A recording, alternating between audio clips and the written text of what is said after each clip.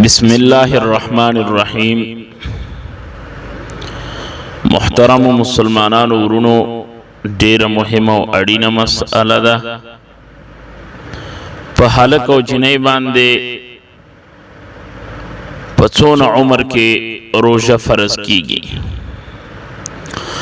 اول خو قدرمند مسلمانانو دا مسأله زده کوي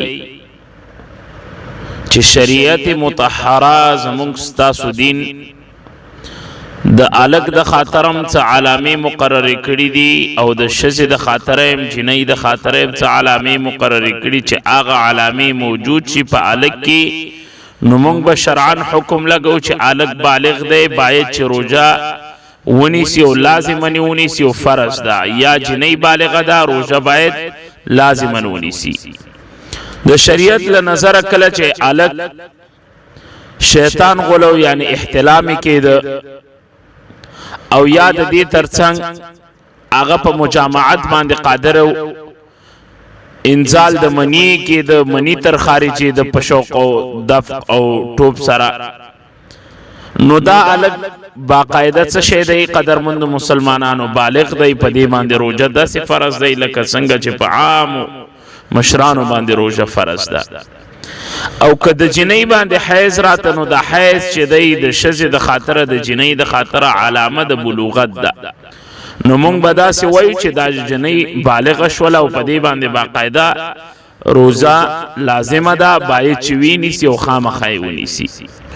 خو که داسې و چې الګ هم ډېر غټو د جسم نښو او یا جنۍ هم غټه وه د جسم نښو، نو ترڅنګ دا علامه نه و موجوده په جنۍ باندې، نه حیض راته او الګ نه شیطان غلو، خو د جسم نښه بهترین و، نو بیا شریعت څه فرمایي؟ شریعت دا فرمایي قدرمند مسلمانانو ورونو، بیا د علماء کرامو په دې باندې اتفاق د کله چې الګ او جنۍ دواړه 15 کلنۍ ته ورسیږي، د 15 کالو په عمر باندې شي، دغه قول مفتابهی قول دی، نو په دې باندې بیا روزه فرض کیږي او لازمی ده په دې باندې چې دی باید روزه ونیسي.